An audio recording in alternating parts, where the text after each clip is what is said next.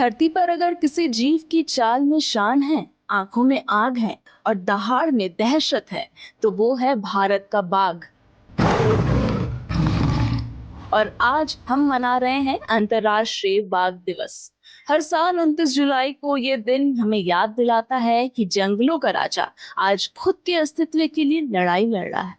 भारत, जहां दुनिया के करीब 75% बाघों का घर है, लेकिन ये गर्व की बात जितनी बड़ी है, जिम्मेदारी उससे भी कहीं ज्यादा भारी है।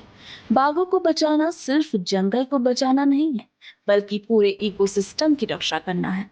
बाघ के रहने से जंगल जीवित रहता है और जंगलों के रहने से हमारा जीवन। बाघ एक टॉप का शिकारी है। अगर जंगल में बाघ सुरक्षित हैं, तो समझिए वहाँ का हर जीव, यानी कि हिरन से लेकर कीड़े मकोड़े तक, सब संतुलन में है।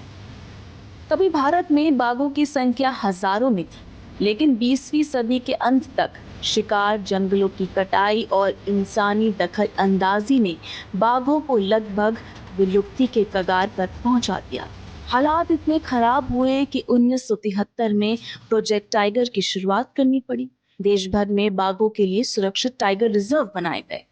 जब प्रोजेक्ट टाइगर शुरू हुआ था, तब देश में सिर्फ 9 टाइगर रिजर्व थे। आज इनकी संख्या 50 से भी ज्यादा है। ये भारत की बाघों को बचाने की कोशिश का प्रमाण है। इन प्रयासों का असर भी दिखा। 2006 में भारत में बचे थे सिर्फ 1411 बाघ, लेकिन 2018 की गणना में ये संख्या बढ़कर 2967 हो गई। ये बदलाव सिर्फ सरकार की नहीं, बल्कि उन वन कर्मियों, पर्यावरण प्रेमियों और आम लोगों की मेहनत का नतीजा है। अब समय है बाघ को सिर्फ पोस्टर पर नहीं, जंगल में देखने का।